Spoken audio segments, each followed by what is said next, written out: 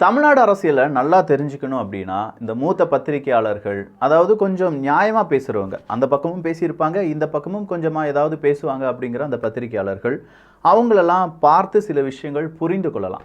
அப்படி புரிஞ்சுக்கிறது எதுக்காக? யங்ஸ்டர்ஸ்க்கு நான் சொல்ற விஷயம் இது மட்டும்தான். இதே மாதிரி நிறைய ஐடி விங் பெய்டு யூடியூபர்ஸ் இருக்காங்க.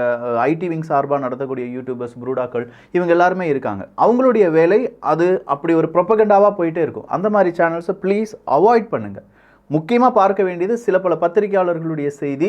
முக்கியமான டிபேட்டில் ஆளும் கட்சியை சார்ந்தவங்க மட்டும் இல்லை, எதிர்கட்சியை சார்ந்தவங்க என்ன பேசுகிறாங்க, அவங்கள பேச விடுறாங்களா, அந்த டிபேட்டினுடைய நெறியாளர்னு ஒருத்தர் இருப்பார். அவர் கரெக்டாக ஆளுங்கட்சியை பார்த்து பேசும்போது மட்டும் தொண்டையை பிடிச்சிருவார், அதை அப்படி பேசக்கூடாது. ஆனால் அதே ஆளுங்கட்சிக்கு சார்பாக இருக்கக்கூடிய நபர்கள் பேசுனாங்கன்னா ஃப்ரீயாக பேச விடுவாங்க. இந்த டிபேட்டில் மட்டும் கிடையாதுங்க. கடந்த கால ஆட்சியிலும் இதே தான் நடக்கும், இனி வரக்கூடிய ஆட்சியிலும் இதுதான் நடக்க போகுது. நமக்கு தேவை உண்மை. அப்போ உண்மையை எப்படி தெரிந்து கொள்ள வேண்டும் அப்படிங்கிறதுக்கான சூட்சமங்களை நான் சொல்லித்தரேன்.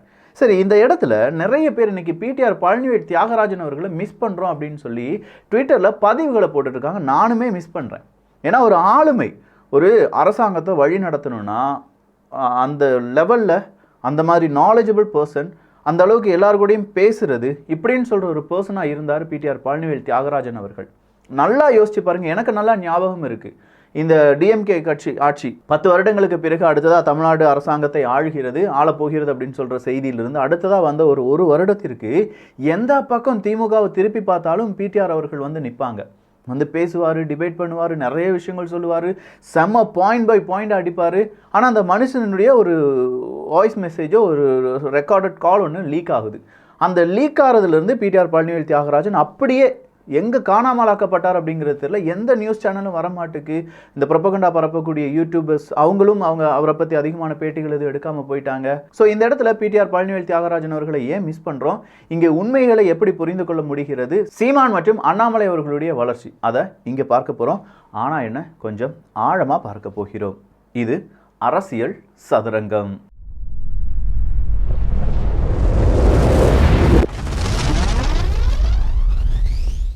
வீழும் தளபதிகள், நெருக்கடியில் ஸ்டாலின் அப்படிங்கிறத இன்னைக்கு ஜூனியர் விகடன் அவங்களுடைய அட்டையில் போட்டிருக்காங்க.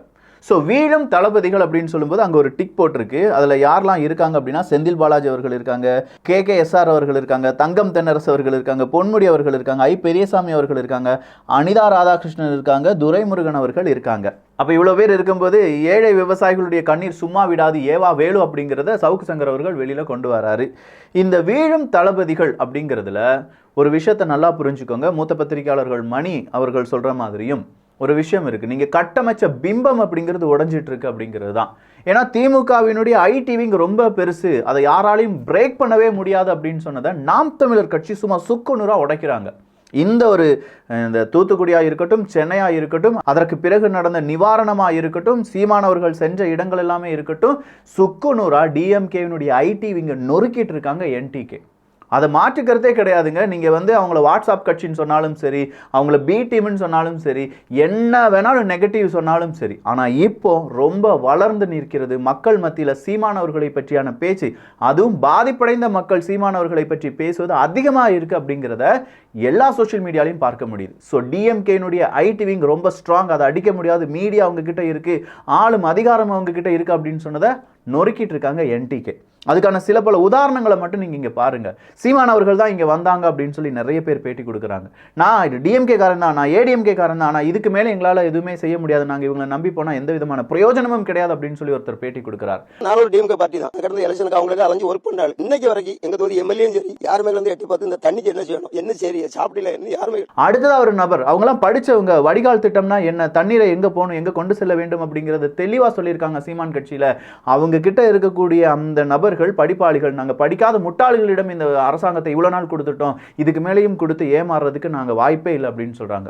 நீர் மேலாண்மை எப்படி பண்ணணும், இதை எப்படி கொடுக்கணும்ன்றது அவங்களுக்கு தெரியுது. அவங்க படிச்சால எல்லாம் படிக்காத முட்டா பசங்க கிட்ட நாட்டை கொடுத்துரும். ஒரு சின்ன பையன் வந்து சொல்றாங்க, இவருக்கெல்லாம் ஓட்டே போட மாட்டாங்க, ஆனாலும் இந்த மனுஷன் வந்து செய்யறாரியா, இவர் ஏமாளியா அப்படின்னு சொல்லி சீமானவர்களை பார்த்து அந்த பையன் சொல்றான். ஸோ இங்கே நல்லது செய்யக்கூடிய நபர்கள் அப்படிங்கிறது மட்டும் இல்லாம ஐடி விங் இடையே நடந்த போட்டியில் என்டிகே பெரிய ஸ்கோர் பண்ணியிருக்காங்க. என்டிகே வளர்ச்சி அடைந்திருக்கிறது. வாட்ஸ்அப் லெவல்லையானும் வளர்ச்சி அடைஞ்சிருக்குங்க. உங்க பாஷையில சொல்ல போனா வாட்ஸ்அப் கட்சின்னு சொல்லிட்டு இருந்தீங்க, இன்னைக்கு வாட்ஸ்அப்பையும் தாண்டி ட்விட்டர் வழியாகவும் பெரிதாக பேசப்பட்டு வருகிறது. ட்விட்டர் வழியாக மட்டும் இல்லை, பல முக்கியமான தளங்களிலும் என்டிகே கால் பதித்து வருகிறார்கள். அடுத்ததா டிவி டிபேட் ஷோவில் ஸ்போக்ஸ் பர்சன்ஸ் அப்படின்னு இருப்பாங்க. அதுவும் டிஎம்கேனுடைய ஸ்போக்ஸ் பர்சன்ஸ் ரொம்ப சூப்பராக இருப்பாங்க அப்படிங்கிற அந்த பிம்பத்தை அண்ணாமலை அவர்களுடைய ஒவ்வொரு பேட்டியும் உடைத்து வருகிறது அப்படின்னு சொல்லலாம். அவருடைய பேட்டிக்கு நிகராக திமுகவில் அதிகமாக யாராலையும் பேச முடியலை. இல்லை இவருடைய பேட்டிக்கு கொடுக்குற முக்கியத்துவம் ஈவன் நம்ம அரசியல் சதுரங்கத்தெல்லாம் எடுத்து பார்த்தா அண்ணாமலை அவர்களுடைய ஸ்பீச்சில் நிறைய கிளாரிட்டி இருக்கிறதுனால ஈஸியாக அது மக்கள்கிட்ட போய் சேருது அப்படிங்கிற விஷயத்தை நானே பலமுறை சொல்லியிருக்கேன். ஸோ நாம் தமிழர் கட்சி ஒரு பக்கம் நல்லபடியாக வளர்ந்துட்டு இருக்கும்போது அடுத்த பக்கம் அண்ணாமலை அவர்கள் அவருடைய ஸ்பீச், அவருடைய கிளாரிட்டி, அவருடைய டேட்டா கலெக்ஷன், அவர் வைக்கக்கூடிய கேள்விகள், அவர்கிட்ட இருக்கக்கூடிய எவிடன்ஸ், பிடிஆர் பழனிவேல் தியாகராஜன் அவர்களாக இருக்கட்டும், டிஎம்கே ஃபைல்ஸ்னு இறக்குனதாக இருக்கட்டும், அவருடைய ஸ்ட்ராட்டஜி ஐபிஎஸ் மூலம் அதை படிச்சிருக்காங்க, படித்து வந்திருக்காரு, படித்து அரசியலுக்குள்ளே வந்து அரசியலில் நிறைய அடி வாங்கி அதில் தெளிவு பெற்று அங்கேருந்து நிறைய பேர் பிச்சுட்டு போனாலும் பரவாயில்ல இப்படித்தான் நான் அப்படின்னு சொல்கிற ஒரு ஸ்டாண்டில் நின்று இன்னைக்கு ஆளும் கட்சிக்கு எதிராக ஒரு பெரிய பிம்பத்தை உருவாக்கி அந்த பிம்பத்துக்கு பின்னாடி ஒரு படையை கொண்டு வரக்கூடிய வலிமை மிகுந்த தலைவராக மாறி நிற்கிறார் அண்ணாமலை அவர்கள். So DMK IT wing, NTK IT wing அவங்க உடச்சு எரிஞ்ச மாதிரி டிஎம்கேனுடைய ஸ்போக்ஸ் பர்சன் ஸ்பீச்சை அண்ணாமலை அவர்கள் மட்டும் கிடையாது, முக்கியமான சில நபர்களும் இந்த டிவி டிபேட் ஷோலெல்லாம் உடை தெரிவதை நம்மளால் பார்க்க முடியுது. மூணாவதாக இருப்பது அப்படிங்கிறது ரொம்ப முக்கியமானது. அவங்களுடைய லீகல் டீம் ரொம்ப ஸ்ட்ராங், யாராலையுமே திமுகவை தொட முடியாது அப்படின்னு நினச்சிட்டு இருந்தாங்க. திமுகவினுடைய கடைக்கோடி தொண்டர்கள் வர என்ன நினச்சிட்டு இருந்தாங்கன்னா, திமுக ஆட்சிக்கு வந்த பிறகு அதிமுகவில் நிறைய பேர் ஊழல் செஞ்சுருக்காங்க, 10 வருடங்கள் அவங்க ஆட்சி செஞ்சுருக்காங்க, அதில் பொள்ளாச்சி கேஸ்லேருந்து எல்லா கேஸை சார்ந்தவர்களையும் பிடிச்சு உள்ள தூக்கி போட்டுருவாங்க. எல்லா அமைச்சர்களும், முன்னாள் அதிமுக அமைச்சர்கள், முன்னாள் அதிமுக எம்எல்ஏக்கள், இவங்க எல்லார் மேலேயும் பலவிதமான குற்றச்சாட்டுகள் இருக்கு, எல்லாத்தையும் பிடிச்சு உள்ளக்க போட்டுருவாங்க அப்படின்னு சொல்லி நம்பிட்டு இருந்தாங்க. அந்த நம்பிக்கையை தவிடுபொடி ஆக்கி விட்டது டிஎம்கே. அதிமுகவை சார்ந்த முக்கியமான நபர்கள் யாரும் இதுவரை கைது செய்யப்படலை. அவங்களாம் ஊழலே செய்யலை அப்படின்னு சொல்லி டிஎம்கே நினைக்கிறாங்களா, இல்லை சொல்கிறாங்களா, இல்லை ஏன் அது அந்த அளவுக்கு அவங்களால செயல்பட முடியலை? பொள்ளாச்சி கேஸ், அண்ணா என்னை விட்டுருங்கண்ணா அப்படின்னு சொல்லி கதர்னது இன்னும் நம்ம காதுகள்கிட்ட அப்படியே கேட்டுட்டு இருக்கேன். அதே மாதிரி அந்த ஜெயராஜ் ஃபெலிக்ஸ் கேஸ் என்னாச்சு? இதெல்லாம் என்ன, எந்த மூலையில் இருக்குது அப்படின்னா, அங்கே இருக்கக்கூடிய அந்த ஆட்சியை குறை சொல்ல போது இருந்த அந்த வீரியம் ஆட்சிக்கு வந்த பிறகு டிஎம்கேட்டிருந்து கம்மியாயிருச்சா? கடைகோடி டிஎம்கே ஊழியன் கேட்குறான், ஐயா நான் உனக்காக தான் காத்துட்டு இருந்தேன், நீங்கள் வந்த உடனே இதெல்லாம் செய்வீங்கன்னு எதிர்பார்த்தேன், எங்களுக்கு ஏமாற்றம் மட்டும்தான் இருக்குது அப்படின்னு சொல்கிறாங்க. டிஎம்கேனுடைய ஐடி விங் வேறு, டிஎம்கேனுடைய சொல்லப்படாத ஐடி விங் அப்படிங்கிறவங்க ஆபாசமாக பேசுகிறாங்க, நிறைய பேரை தரைக்குறைவாக பேசுகிறாங்க. யார் என்ன சொன்னாலும் சரி அவனை சங்கின்னு சொல்கிறது, அவனை அடிக்க சொல்கிறது, பத்திரிக்கையாளராக இருந்தால் அவங்களுக்கு கொலை மிரட்டல் கொடுப்பது அப்படின்னு சொல்லி அது ஒரு பெரிய நெகட்டிவிட்டியாக ஓடிட்டுருக்கு. அப்போ இவ்வளோ பிரச்சனைகளில் நீங்கள் கட்டமைச்ச பிம்பம் சென்னையை மீட்ட திமுக அப்படின்னு சொல்லி 2வது நாள் நீங்கள் ட்வீட் போட்டு அதை இவ்வளோ பெரிய வைரல் ஆக்கினால தான் சென்னை மக்களுடைய கோபம் உங்களுக்கு ரொம்ப கூடுதலாக மாறிச்சு. ஏன்னா நாங்கள் இன்னும் சரியாகவே இல்லை, அதுக்கு முன்னாடி மீட்ட திமுக அப்படின்னு சொல்லி நீங்கள் ஐடிவிங்க வச்சு ஒரு பெரிய ஹேஷ்டாக் உருவாக்கி ட்ரெண்ட் பண்ண வச்சிங்க பார்த்தீங்களா, அந்த இடத்துல தோற்று போனாங்க. அதே மாதிரி திமுகவை அழிக்க முடியாது, என்னைய தொட்டு பார், என்னைய தொட்டா என்ன நடக்கும் பார் அப்படின்னு சொல்லி சினிமா டயலாக ஒரு முதலமைச்சர் பேச வச்சதுனால அது ட்ரோல் மெட்டீரியலாக மாறி நிற்கிறது. இன்னைக்கு அதை ட்ரோல் பண்ணிட்டு இருக்காங்க. இன்னைக்கு மட்டும் கிடையாது, அடுத்த வரக்கூடிய நாட்கள் அதை பெரிய அளவில் ட்ரோல் பண்ணுவாங்க. சரி, நீங்கள் ஜாதிய கட்சியாக கட்டமைக்க நினைச்ச பாமக இன்னைக்கு அன்புமணி ராமதாஸ் அவர்கள் இறங்கி நின்று வேலை செய்ய ஆரம்பிக்கிறார்.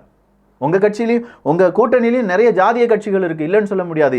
இந்த பக்கமாக இருக்கக்கூடிய ஜாதிய கட்சி அப்படின்னு சொன்ன கட்சியை இன்னைக்கு நிறைய பேர் என்ன செய்ய ஆரம்பிக்கிறாங்க, கொஞ்சம் கொஞ்சமாக அதுக்கு இது பரவாயில்லப்பா அப்படிங்கிற மாதிரி பேச ஆரம்பிச்சுட்டு வராங்க. அன்புமணி ராமதாஸ் அவர்கள் ஒவ்வொரு விஷயத்தையும் தெளிவாக சொல்கிறாரு. வானிலை ஆராய்ச்சி மையம், கிளைமேட் சேஞ்ச், இதெல்லாம் பற்றி அடிக்கடி பேசக்கூடிய ஒரு மனிதனாக அன்புமணி ராமதாஸ் அவர்கள் மாறி வராங்க. இங்கே பாருங்க, அப்போ இந்த 3 கட்சிகளும் பெரிய அளவில் பெரிய பிம்பமாக வளர்ந்து வருகிறது. உங்கள் கூட இருக்கக்கூடிய கூட்டணி கட்சிகள் என்ன ஆனது அப்படிங்கிற ஒரு கேள்வி. என்ன ஆனாங்க? அந்த கட்சியில் இருக்கக்கூடிய விசிகா, கூட்டணியாக இருக்க விசிகா வெளியிலே வரமாட்டுக்காங்க. அங்கே இருக்கக்கூடிய மக்கள் நீதி மையம், இப்போ அந்த பக்கமாக இந்த பக்கமாக தெரியாத மக்கள் நீதி மையம் வெளியிலே தெரிய மாட்டுக்காங்க. அந்த பக்கமாக இருக்கக்கூடிய கம்யூனிஸ்ட் வெளியிலே வரல, காங்கிரஸ் தெரியவே இல்லை. அப்போ அங்கே இருக்கக்கூடிய கட்சிகள் எல்லாமே இப்போ டிஎம்கே அப்படிங்கிற ஒரு பெயரில் மட்டும்தான் அறியப்படுகிறது. ஆனால் இந்த பக்கம் எதிராக இருக்கக்கூடிய கட்சிகள் எல்லாமே ஒவ்வொரு கட்சியும் வளர்ந்து வருகிறது. கொஞ்சம் உஷாராக இருங்க திமுக காரங்களே. நான் யாருக்கும் இங்கே சப்போர்ட்லாம் சொல்ல விரும்பவே இல்லை. ஏன் ஸ்டாண்டை புரிஞ்சுக்கோங்க, மக்களுக்கு ஒரு புரிதலை ஏற்படுத்துகிறேன், இதை பார்க்கக்கூடிய அரசியல்வாதிகளுக்கு ஒரு புரிதலை ஏற்படுத்துகிறேன். அரசியல் எப்படி செய்யணும் அப்படின்னு நான் சொல்லிக் கொடுக்கல, நீங்கள் செஞ்சுட்டு இருக்கிற அரசியல் என்னென்ன பிரச்சனைகள் இருக்குது அப்படின்னு சொல்லி மக்கள் பேசுகிறாங்க அப்படிங்கிற சொல்கிறது மட்டும்தான் என்னுடைய வேலை. இதை பார்க்கக்கூடிய யங்ஸ்டர்ஸுக்கு நிறைய கேள்விகள் வரும். ஆமாம்ல, இது இப்படிலாம் நடந்துட்டு இருக்குல்ல, இவன் எடுத்து அவனால் பேச முடியல, இவன் கொடுக்குற டேட்டா வச்சு அவனால் பேச முடியல. இந்த டிபேட் ஷோ ஒரு காலகட்டம் இருந்துச்சியா, சன் டிவியை மட்டுமே நம்பி அதுதான் சொல்கிறது உண்மை அப்படின்னு சொன்ன அந்த கூட்டம் இருந்துச்சியா, அடியோடி மாறிடுச்சு. அடுத்த 5 வருஷம் இல்லை 10 வருஷம் நீங்கள் சொல்லக்கூடிய பொய்களை வேணால் எவ்வளோ தூரம் வேணாலும் சொல்லிக்கோங்க. அடுத்த 10 வருஷத்துக்கு பிறகும் இந்த ஆட்சி, இந்த கட்சி, இதெல்லாம் இப்படியே இருக்கணும்னா அரசியல்வாதிகள் மாற வேண்டும். தலைமை இதை சரியாக கவனிக்க வேண்டும். யங்ஸ்டர்ஸ் ரொம்ப தெளிவாக இதெல்லாம் யோசிங்க. நான் சொன்னதில் எவ்வளோ உண்மைகள் இருந்தது அப்படிங்கிறத உங்களுடைய கருத்துக்களாக இங்கே சொன்னீங்கன்னா கொஞ்சம் நல்லா இருக்கும். என்னை பொறுத்த வரைக்கும் என் பசிக்கு நானா ஒன்று உழைச்சி சாப்பிடணும், இல்லை என் பசிக்கு நான் அடுத்ததாக சேமித்து வைக்கிற அளவுக்கு என்னுடைய உழைப்பு இருக்கணும். ஒரு நேர சாப்பாடு மட்டும் போட்டுட்டு நான் தான் அவனை வாழ வச்சேன்னு எவனாவது சொன்னானா அவனை ஓட ஓட விரட்டணும். இங்கே தூத்துக்குடி மக்கள் எல்லாரும் சொல்கிறது அதுதான், திருநெல்வேலி மக்கள் எல்லாரும் சொல்கிறது அதுதான். எங்களுக்கு சாப்பாடு செய்ய எங்களுக்கு தெரியும், இந்த தண்ணீரை மட்டும் ஓட விடு, இந்த தண்ணீரை மட்டும் என் ஏரியாவிலேருந்து எடுத்துருங்க. அதுதான் நீங்கள் செய்ய வேண்டியது, அதுதான் உள்கட்டமைப்பு. அதை தான் இங்கே இருக்கக்கூடிய மேயர்கள், இங்கே இருக்கக்கூடிய அமைச்சர்கள், இங்கே இருக்கக்கூடிய எம்எல்ஏக்கள் செய்ய வேண்டியது. அதை செய்யுங்கயா, அதை செஞ்சுட்டு பேசுங்க அப்படின்னு சொல்கிறாங்க. இதுதான் எங்களுக்கு வேணும். இலவசத்தை கொடுத்து மக்களை முட்டாளாக்குவது அப்படிங்கிறதெல்லாம் மலையேறி போச்சு. எனக்கான தேவையை நானே செஞ்சுக்கிறேன், நானே சாப்பிட்டுக்கிறேன், என் வேலை நான் செய்கிறேன், உன் வேலையை நீ கரெக்டாக செய் அப்படின்னு சொல்லி மக்கள் பேச ஆரம்பிச்சிருக்காங்க. நல்லதை பகிர்ந்து நல்ல சமுதாயத்தை உருவாக்குவோம். நன்றி, வணக்கம்.